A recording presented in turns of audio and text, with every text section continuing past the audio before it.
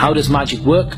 Magic is an agreement between the shaitan on one side and the magician on the other. The magician agrees to do certain things for the shaitan, and then of course the shaitan agrees in return to do certain things for the magician. So let's start by looking at the cave. This one is fine, this one's not going to upset anybody, inshallah. There's nothing in here that's going to be particularly horrible, and as I said, I'm going to try and avoid the worst of them, because I did have people fainting in previous lectures. Okay, so you see this person has made a circle and they've created an altar at the front. The altar has magical symbols in it and symbolism. Each single symbol has a purpose. Each color of each candle has a purpose. You can see in there is a little shrine at the front with a triangle, and the use of the circle and the triangle is going to come later on. You'll see that very clearly. Each of those candles has a purpose and a reason, and what this person would be commanded to do would be to sit inside of the circle for a prolonged period of time in a cave. And this is just showing you the cave in which the person would be sitting. They're going to a place known for the possession of the jinn, known to be isolated. They're sitting inside of that cave, and then they are going to be sitting for such a prolonged period of time, lighting the candles and beginning to mention the name of the shaitan, call upon the shaitan and invite the shaitan to come to their presence. And they would usually be asked to relieve themselves in the same circle that they sit in, and to sit in their own filth. But that's the lightest one. I thought I'd test your stomach first of all. That's the lightest one. Now let's go and have a look at what magicians do with the Qur'an. This is a public sewer. It's full of, waste and excrement. And they're trying to fish out something from the public sewer. And we're going to keep going. And the Shaykh, he climbs down into it. And this is what they pulled out of the public sewer.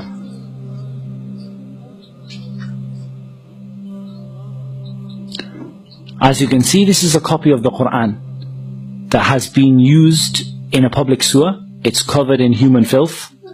It's covered in sewage. And they now have to clean and purify this copy of the Qur'an. Just in case you thought that was a one-off, we'll show you another video. This one has 51 copies of the Mus'haf that have been disgraced by the magicians. As you can see, they are covered, these are all copies of the Qur'an. They are covered in knots. They are covered in filth inside of them. They're going to open one of them up. They're covered in pins like voodoo dolls. They're cutting them open, and you see the state of the Mus'haf inside. You can see the color of the water that is coming off of the copies of the Qur'an as they're washing them, as they're opening them.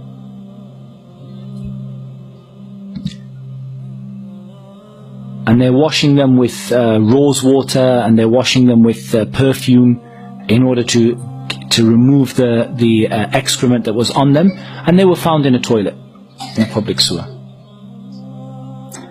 51 copies of the Mus'haf. And you can see inside the state that these masahif have been put in. And inside there are metal nails bent over. These are part of the magic. And you can see how covered these masahif are in dirt and in uncleanliness. Right. What you can see here is a copy of the Qur'an, and you can see a circular, I don't know what to call it, a device. And you can see what the Qur'an is smeared with. The story of this is actually much, much worse. Whatever you can imagine, the story is worse. There was a maid who wanted to perform magic upon the family that she was with. She took a copy of the Qur'an, she placed it into this tube, and she placed it where she placed it when she was on her monthly cycle, and she covered the Qur'an in menstrual blood. This is what magicians do. Here we're going to see another magician. And this magician is going to show how he's been caught. And part of them being caught is they ask them to show what it was that they were doing without letting them make shirk. They don't let them call upon the shaitan, but they just let them show the idea of what they were doing in order to expose them in front of the people. So the first thing you see is that this man is wearing red from head to toe. He's wearing red from head to toe because the Prophet ﷺ forbade a man from wearing red from head to toe. He lights his incense that is done deliberately to bring the shaitan. It's a kind of incense that's well associated with the shaitan, and he begins to perfume a whip and he starts to whip himself. This might remind you of some people.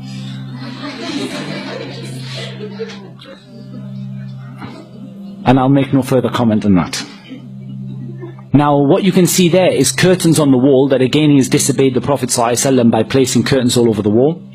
And what you see here is blood stains on the curtains. Now what he would do is he would sacrifice a rooster.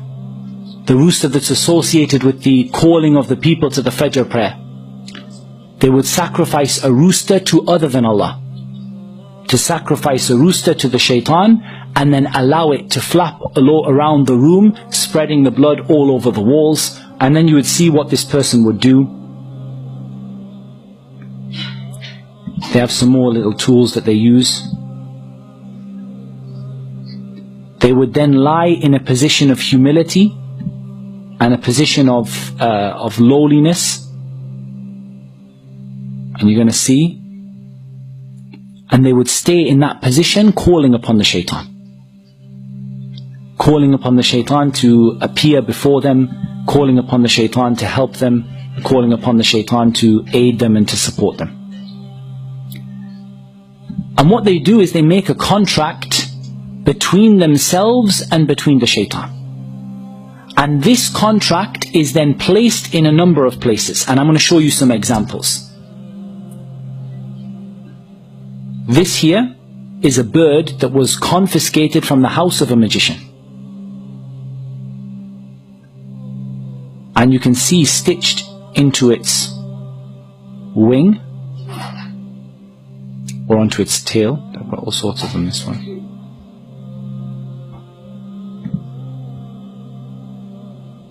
That's stitched onto its wing.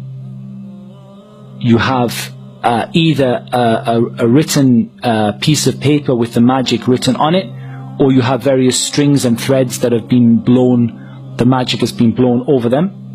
I think the other one is a little clearer, so I'll put the other one on. So this is another bird that was confiscated from the house of a magician, and you can see very, very clearly there that it has stitched into its wing a contract that is written between the magician and between the shaitan.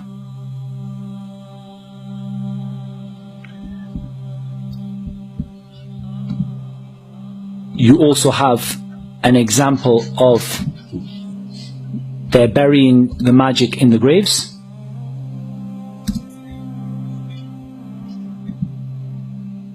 So they go out to a grave and they dig inside the grave. They've caught a magician, or they've been informed by a magician as to where the magic is hidden.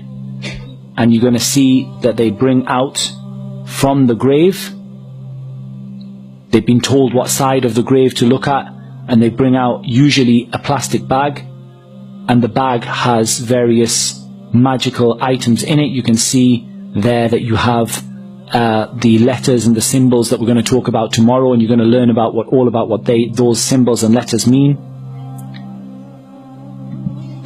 We'll show you another one that comes out of the grave.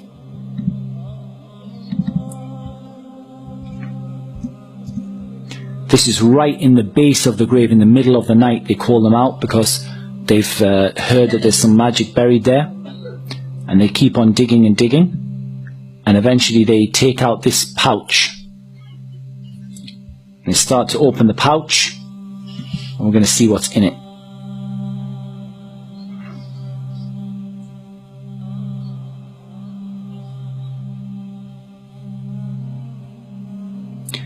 That looks like somebody's vest. Inside you have an egg which is painted or coloured red, may well be blood, and has a number of needles stuck into it. You have a tissue, a man's tissue. You have a lemon. You have the head of an animal that was sacrificed to other than Allah.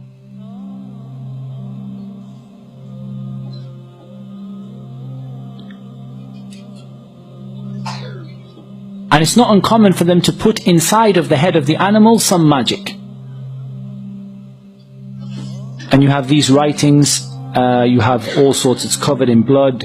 You have a child's nappy in there, and you have a sanitary towel. And there's some Quran in there as well.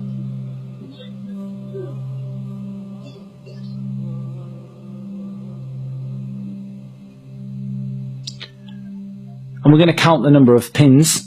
You can see in there that there are 7 pins. Okay, let's try and analyze a little bit of what we've seen. Each individual item that was put in there for a reason. Magicians don't do things at random. They do very, very evil and very horrific things, but they don't do them at random. It was put in there for a reason and an aim in order to bring the shaitan and cause a problem. And I'll tell you what happened. The story of this, the sheikh who gave me the video, he actually was involved in the case and he told me the story. He said what happened was, there was a woman who had been divorced by her husband and she had lost custody of her child. She went to a magician in order to bring her child back to her.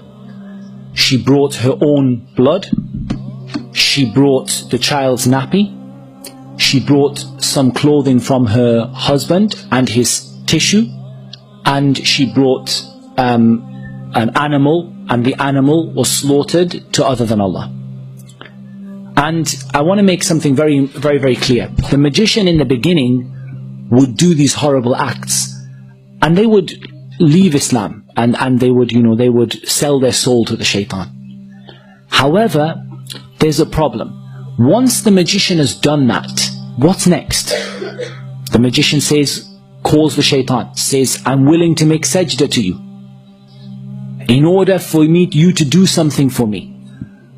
And the jinn and the shaitan say, well, what's the point? You've already disgraced the Quran, you've already left Islam, you've already done the worst of the worst of the worst. There's nothing left to ask from you.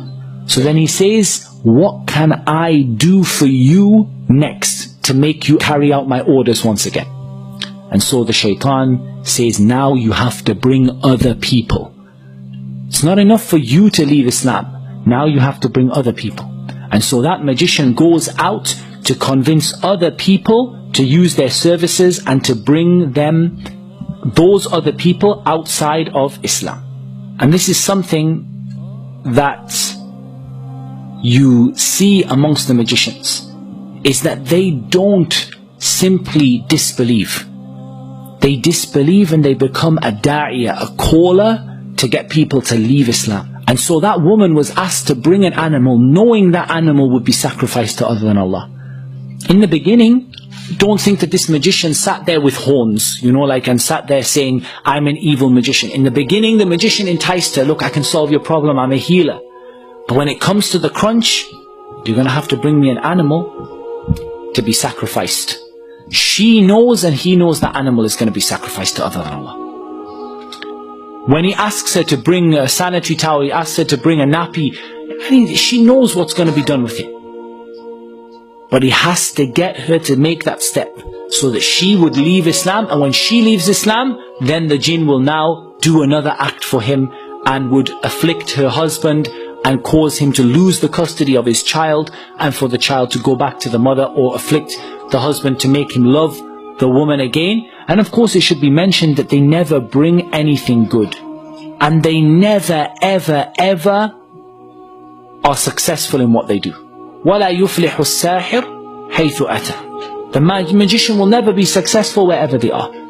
and the husband would go insane, fall in love with his wife once again, go back to his wife. Within a few months, he will have fallen out with her again. It doesn't bring anything but evil for everybody. It doesn't bring people back together.